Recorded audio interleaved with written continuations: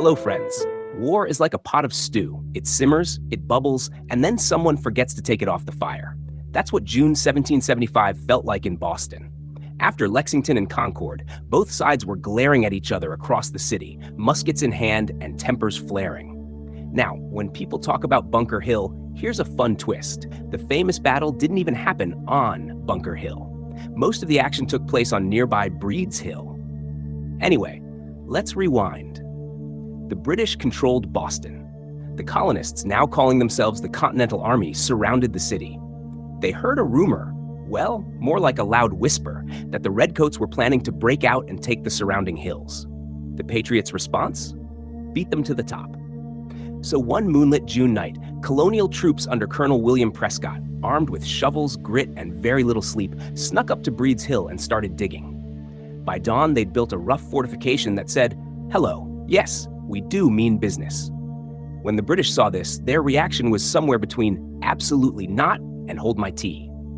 General Howe led the Redcoats uphill in neat, glittering lines.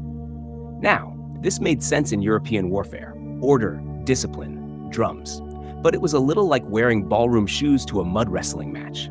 Prescott reportedly told his men, "Don't fire until you see the whites of their eyes." Not just for drama, though that was a bonus, but because ammunition was scarce.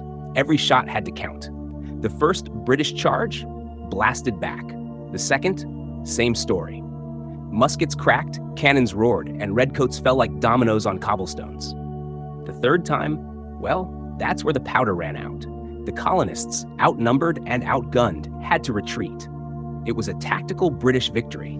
But if this was winning, the British might have started rethinking what losing looked like. Over 1,000 British soldiers were killed or wounded for a hill they'd expected to take in minutes. The colonists? They lost about 400 and the hill, but walked away with something more powerful than ground. Confidence.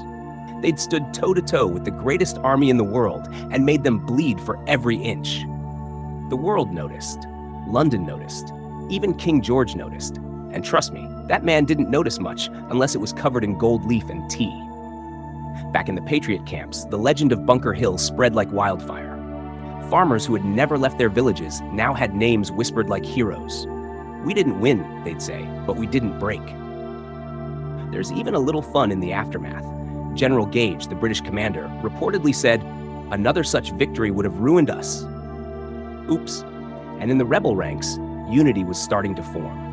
Men from different colonies who barely trusted each other yesterday were now sharing trenches, bread, and tales of that steep, smoky climb. But here's the twist. While muskets blazed and cannons thundered across town in Philadelphia, Congress was writing letters. Because, believe it or not, after Bunker Hill, many still hoped for peace. Maybe, just maybe, they could patch things up with the king.